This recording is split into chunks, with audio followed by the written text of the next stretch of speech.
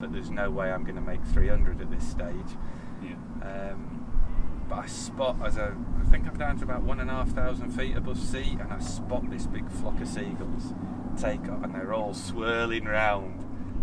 You beauty. Hi everyone, I'm Andre, and today I'm here with Richard Carter, which has recently flown over the first over 300k cross-country flight in the UK. Richard and I fly in the same club and in the same area in the beautiful Peak District, so I thought it would be the perfect opportunity to ask him about the flight. So Richard, extremely exciting flight, both for you and I think the UK in general. Everyone has been wondering if 300k was possible, and I'm sure you have a lot to say about the flight, but if we go back in time, when did you start and how did you start this crazy sport? I'll start flying. I was a rock climber, and I was out in Chamonix in the French Alps. I'd been climbing on the granite, and your fingers are worn out after a few days up on the high mountains. It's so abrasive, and they're almost bleeding. And you'd be back down in the valley floor, sort of needing a few days recovery, and I was getting bored. Right. And I saw some guys taking off on the Brevant, which is the other side, the sort of Mont Blanc Massif, flying around. And I remember thinking, looks like something I can do on my days off. Yeah. Sort of like there's a bit of a rest. They've got gloves on, helmets, hats. They're out in the sun. They're not wearing their fingers out. Yeah. I think I'll do that. So What year was that? I first flew a paraglider in 1986. Wow. And it was actually just over there on Mantour. Yeah, because that used to be, it came out as a descent technique, right, for mountaineers. That's how I thought I would use it, yeah. And I did sort of, I flew off Mont Blanc once, and flew off a few mountains, but off the top of Mont Blanc? I didn't actually manage to launch off the summit. No, I went to the summit, but it was a bit too windy one time. So I came back down a couple of thousand feet and launched from there and flew back to Chamonix. Amazing. How did one learn to fly a paraglider back in the day? Because I've heard some crazy stories. Same as now. You start on a relatively flat field and you learn to just get the glide thing above your head and run down the field, steering it. Exactly the same. The techniques haven't really changed. Were there instructors then? Yes. Yeah. In the very early days. Yeah. It had come from parascending in Britain. Right. And the ones that you get pulled. Yes, and they had been in Britain for a good number of years, so there was a bit of background in handling paragliders. It just hadn't been done on the hills, that was all. Cool. And how did we go then from there? Obviously you learnt there and you start flying here, Mantour, like you said, very, very big hill here. Well, big for the UK. As big as we can get. Yeah. How did you then go from there? How were the first years, maybe first cross-country from there? Well, we were flying gliders with huge, big, sort of wide openings. They were ram air parachutes, more or less, sort of free-fall parachutes that had been slightly trimmed, so their performance was hopeless. If you could stay up and soar, that was mega. And I remember having my first sort of proper soaring flight was on Hope Brink, again, just behind me here. It was an evening flight and I'd taken off, and I was almost a bit sort of stuck. The wind was quite strong and I'm sort of a bit pinned and thinking, but the wind always drops in the evening, doesn't it? As it goes dark, the wind will drop, so I'll get down. I didn't have to wait that long in reality, but that was my first proper ever soaring flight. Were there speed bars back then? No, so you had what you had. But we could pull on the front risers. So directly? Yes. Yeah. You could actually lift your weight on the front risers, and the gliders would never collapse. Wow. You could get hold of that and do a full pull-up. The gliders would go faster, but flipping heck, it was hard work.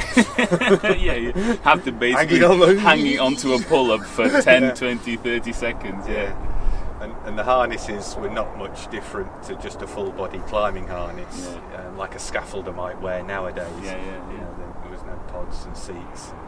So that was the first soaring flight. Was there then maybe a few years until people could, because it sounds like the technology wasn't quite there to stay up and be able to thermal and soar, like we can today? Yeah, it did take a while, yes. The hang glider pilots were flying in the thermals and climbing up, but it's not very nice, but they weren't really going to tell us how to do it. Oh, okay. I felt there was a little bit of like, rivalry. Secrecy, rivalry, if you like. But by reading lots and lots of books, most of them were sailplane books in those days. There wasn't any paragliding books around. You sort of began to understand a bit about how the thermals work and just meteorology in general. And I actually spent a phenomenal amount of time just reading books and digesting, and if I didn't understand something, I'd read it again or read the same thing in a different book. And just trial and experiment, sort of getting a bit higher and diving over the back. The first flight I ever put in the cross-country league was 1.4 kilometres. Wow. I mean, that would be a fly down now. Was that going back? Yes. Okay. Yeah, that was from this hill here, behind this Win Hill, Hope Brink, and I landed sort of on the top of Hope Brink, but I was behind. But in those days, that counted. That's amazing. So then that was 1.4 kilometres. How did you know how far it was? Because they didn't have GPS. No GPS, yes, but we had ordnance survey maps. So you could put a pin. Put a pin, do the maths. I've forgotten what it's called now. The calculation to work out. Triangulation. Triangulation. Yeah. Exactly. Yeah. Wow, that's amazing. I wasn't expecting you to say that. And then it was upwards from there. So tell me about the path between 1.4 kilometres to 300 plus. How long have you got? Right. Well, 1.4 sort of went to 1.7 and 3s and 4s and 5s, and I was just getting better at thermaling and getting up, and I got a lot of flights of around sort of 10k. I think my best was about 14 kilometres, but essentially I was getting up, I was managing to get to Cloudbase, my technique had got good enough, and then all the books said, well then you glide off and you go to the next cloud and you climb up. So I was getting up to my first cloud and gliding off, bang, every time hitting the ground. And then it dawned on me that, of course, I'm reading sailplane books. They do 30, 40 to 1. Yeah. I'm lucky if I'm doing 5 or 6 to 1. That's why I never get to the next cloud. Yeah. And another little enlightening moment was sometime I think, you know what, some of these cumulus clouds on a good day, they last for ages. Yeah. They last for half an hour, 45, an hour maybe. Next time I get to Cloudbase, stick with it. I'm just going to stay with it and stay with it and stay with it and stay. Because if the wind blows 25 miles an hour, that's 25 miles an hour if I can stay up for an hour. And again, I was on Hope Brink, I got up to Cloudbase, I stayed with it. The lift actually deteriorated a bit, but I carried on circling at about 100 foot a minute down, and I lost several thousand foot. It picked back up again. I got back up to Cloudbase, I messed around, and I was doing really quite well. I've been in the air for over an hour now, but I was approaching Leeds Bradford airspace. Okay. And I think I was in some sort of cloud stream, but of course I had to go crosswind. As soon as I glided crosswind, I hit the ground, but that was my first British record. Yeah. So I'd done 14 kilometres, I think. The next decent flight was 42 kilometres. 42. And the British record was 40 kilometres. And the technique there was to sticking with lift as much as you can and trying not to glide if you don't have to. Yeah, just duration. Just stay up and stay. Yeah, you don't go anywhere once you're on the ground. So then you went from your first British record to quite a few. Like you've held the record, the straight line distance. You've held it for quite a few times. The 300 was my 8th open distance British record. Do you still remember them all? Because I was going to say 7 other ones, so we have like 40? 42. 42. Then I think it was something like 63. Yeah. And it may have been something like 86. Maybe 91, 92. The 100. Was this all around the 90s area? Yes. Like 1990s? Yeah, early 90s sort of thing. I think I had 3 flights in the 90s, like a 92, a 94 and a 96. I was like flipping out, when's the 100 going to come? Yeah. I really remember the 100 because that was in the British Nationals off Merthyr Tydfil, South Wales, and it was a brilliant gaggle of like all the best pilots in Britain, and then we just dribbled and dribbled and dribbled and dribbled. But there was some sort of like not agitation, but impatience, if you like, was setting in the gaggle. Yeah. And we'd lost one or two good pilots that had gone off. People like John Pendry had gone off on his own, went down. John Sylvester went off on his own, went down. And I remember Robbie Whittle was in that gaggle as well, and he set off. But we weren't that. We'd normally been getting to about 4,000 foot before we ever made a slight glide. But we were only 2.5 maybe this time, and Robbie went off, and everyone went with him. That's a mistake. I stayed and just dribbled and dribbled, and they all went out front, and they did find scraps and bits and bobs, but they never managed to get up. I made another 1,500 or something, glided over them, found the better stuff that they had, and glided on them. I landed near Worcester, I think near some safari park or something, but it was only just over the 100. It was about 101, 102. Yeah. 3 digits. But yeah, it was a hard and work. of course, in those days, you didn't know what you'd done until you got back and you put your pins in, and there was no GPS. And then you ended up doing probably quite a few again, and then getting to the 200. Yeah, well, I did the first 100 miles with Matt Cook. He landed just short of the 100 miles. So that's 160. So okay. Yeah, I did 163 kilometres. That was again from here, Bradwell, down past Peterborough. Classic day. We probably might have been able to go further, but to be honest, if I'm really, really honest, Matt was with me, and I just was trying to beat Matt at the end of the flight, because I knew when he landed he'd have the record, but then if I just went that little bit further, then I'd take it back again. Yeah. Then I had a few years off flying. I went racing motorbikes for a while. Came back to flying in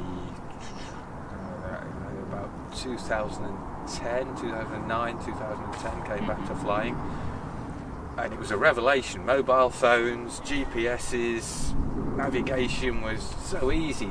Yeah. You know. And wing technology, presumably as well. It improved quite a bit. Yeah.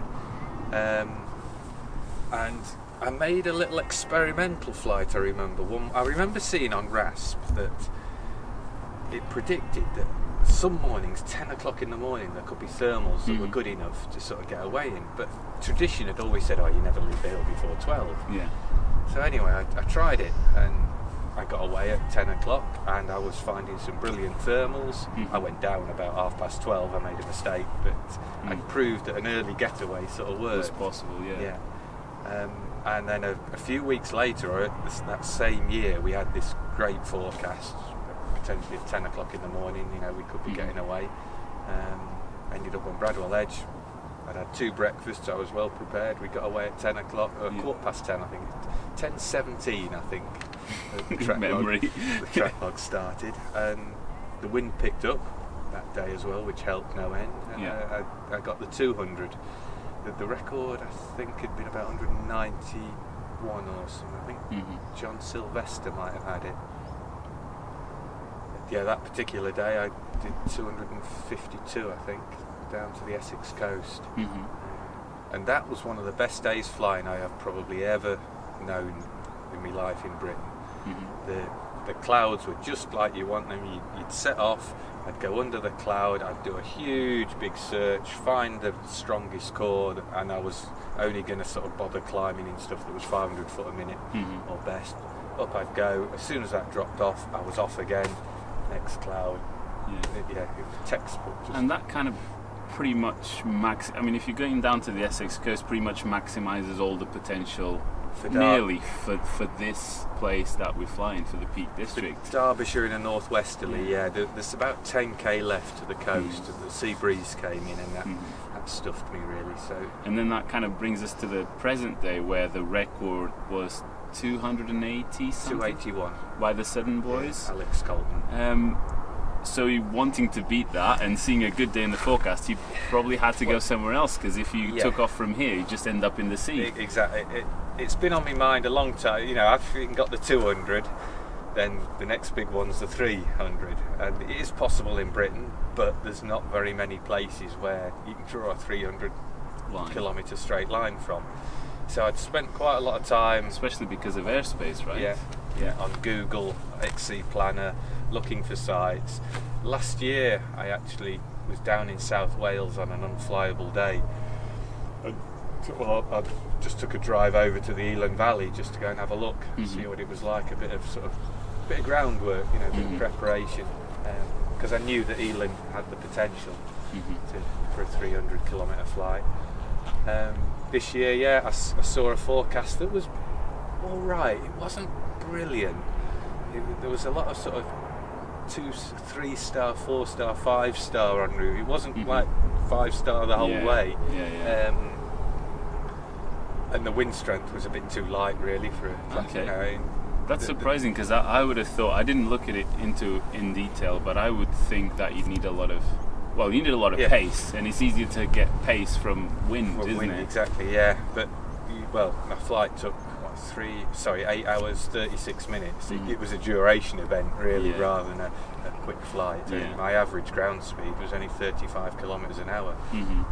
That's pretty normal, ordinary. So is the Elan Valley similar to this? Low hills? It's a bit moorlandy. It is quite high country. It's about 1,500 feet above sea level. The top to bottom on the sites, maybe 600, 700, 800 feet. It's not huge. Just similar to here. And there was only me and this guy Pierre there that morning. How did you find launching and getting up? And was it? The first Pierre took off just before me, and it was nicely soarable. And we flew for probably about 30 minutes, something like that. And I did start to sink out, so I top landed before I got too low. Pierre scratched and just stayed up. And then as he started to get up again, I took off. I actually restarted my instruments, so my track log doesn't show this 30 minutes that we were trying to get away before. But as soon as Pierre started to get up, I relaunched and clipped the start cylinder on the goal, on the flight to goal. Went over towards Pierre's and found a great core behind him.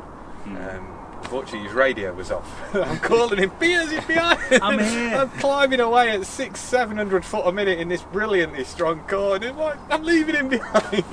Anyway, he did eventually spot me and come and. So we were loosely together in the first sort of part of the flight. Did you get to Cloudbase on the first climb? Yeah. First climb got us to base. Which was only, I think, something like 3.7, 3.8, something like that. And what was your approach? Because obviously it's a long way downwind. Did you? Obviously, a lot of people say about having different paces throughout the day, so you probably have to go easier in the morning, then hard in the middle, and then chill out again, so you don't. Glide yourself off of it. We were. It was a bit tricky, finding the thermals to start with, and it was good to fly with Piers because there was a couple of times he found bits and I found bits, and so we worked together, and that probably helped no end. The first sort of, I think about 70k we flew together, something like that. On the other hand, we were under a cloud, and we got quite a big blue gap in front of us at one point, and I says, come on, let's just go for it, and so we took this long glide, and we got a bit low after it, but we got back up. And then once you get something like 70 or 100k downwind, you start coming back into this area, and maybe you have to navigate some airspace. At 70, 80k we were sort of Shrewsbury way, and that's where I actually lost Piers. I'd got up to base before him, and I decided, okay, I was getting some confidence in the day now. There seemed to be less cloud hanging around. If the cloud was there, it was working. Right, okay. If it wasn't working, it'd evaporate. So you could no false positives. Yes, exactly. So I started pushing on a bit as well, because I'd got this idea that maybe I could get 300, but at least we can get 150, 200k this day. It was definitely good for that, but I needed to push on a bit.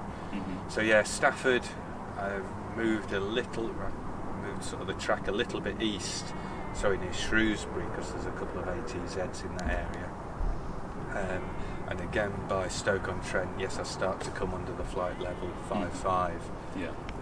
And I was pulling out of climbs at about 5,000 feet, because sometimes you never know, do you? You're in a climb, you set off and you fly into the stronger bit, and bang, you've lost airspace and you've lost it. I've done it a couple of times for sure. So I looked roughly at the track log, and it literally looks like you've come past here, or very close. Yeah, I was a little bit further to the south, sort of Bakewell, Baslow. Yeah, so 6 or 7 miles to the south here. How did it feel having 150k in the bag or so, and being above where you're supposed to start? Yeah, where I normally start. That was quite good. I thought I might be able to speak to some local pilots on the radio, but I never managed to have a decent conversation with anybody. I changed channel as I came into the Peak District, partly as well because I wanted to find out if the Upton corridor was open. Unfortunately, I never got a coherent reply, and I didn't need it in the end. But, so how was that second half of the flight then? As I left the high ground, sort of down towards Sheffield. It did change. The thermals had been quite tricky often to work in the first half of the flight. So, you know those thermals where you glide in the light and you're in nice, good, strong lift, and you think, right, time to turn. As soon as you turn, you're out. Yeah. And there've been a lot of thermals like that in the first half of the flight. But the good climb that I got sort of over the south side of Sheffield was just how you were, all the way round, 400-500 foot a minute. Shut off to the next cloud, same thing again, just exactly nice big smooth things. The day had changed, the character of the day had changed. If a little bit north of Sheffield there was a brilliant cloud, but I was under the flight level 5.5 again, and I just had to fly round it because by now it'd be way too much. I was just quite likely just going to fly under the cloud, get sucked up and bust which must be quite a scary thing to know, that you have so many kilometers on your bag, in the bag already, and a fair amount that you can still go, and bursting airspace would be game over. That'd be it. I wasn't too wound up by it. Because you didn't know it was 300 until you actually did it. So exactly. Yeah. So how was that? Those last few, say 150 kilometers of the flight. What was that like?